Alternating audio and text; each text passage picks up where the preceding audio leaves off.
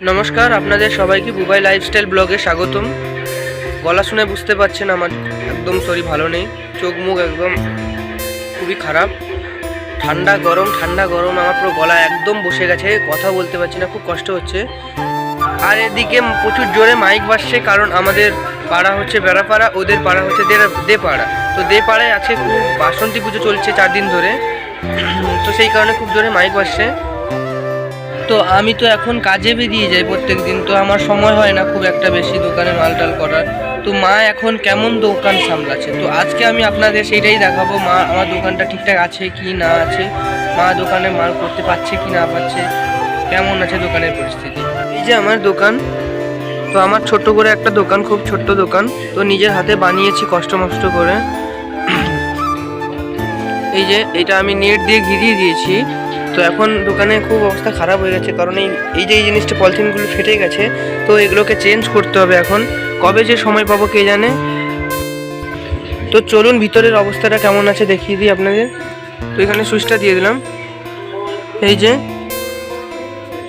তো এখন আমার ওই সাবান টাবান শেষ হয়ে গেছে, তো এখন আনতে হবে। মা কবে যে যাবে কে জানে, কারণ মার তো সময় হয় না, ঘরের কাজকর্ম করে তারপরে দোকান যাওয়া খুব একটা কষ্ট।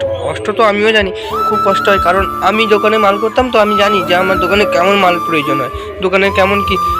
প্রায় সপ্তাহে আমাকে প্রায় 4 দিন কি 5 দিন আমাকে দোকানে মাল করতে হতো।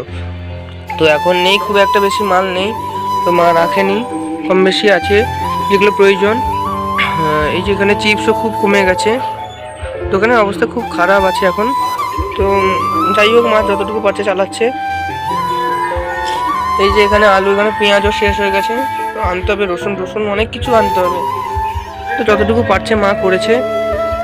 তো একা ঘরে কাজ করে তারপরে আবার দোকানে মাল করা খুব কষ্টের ব্যাপার, আমি বুঝি। আর এখানে সমস্ত স্টেশনারি জিনিসপত্র আছে। যাই হোক, দোকানটা চলছে কম বেশি করে ঠাকুরের দয়ায়। তো যাই হোক, এইভাবেই আমার দোকানটা কম বেশি করে চালাচ্ছে মা।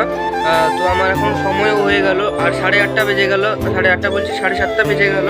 আমাকে 8টার সময় বেরিয়ে যেতে হবে, স্নান টান করবো, খাওয়া দাওয়া করবো, তারপরে গিয়ে বেরোবো। গাড়ি পেতে পেতে তো মিনিমাম সেখানে পৌঁছতে 8:30 বেজে যাবে। তো যাই হোক, আজকের মতন ভিডিও আমি এখানেই রেখে শেষ করছি। আশা করি আপনাদের ভিডিওটা ভালো লেগেছে। ভিডিও ভালো লাগলে অবশ্যই আমার পাশে থাকবেন। দেখা হবে নেক্সট কোনো ভিডিও নিয়ে খুব তাড়াতাড়ি। ততক্ষণে সবাই ভালো থাকবেন, সুস্থ থাকবেন, আর আমার ভিডিও দেখতে থাকবেন। টাটা, বাই।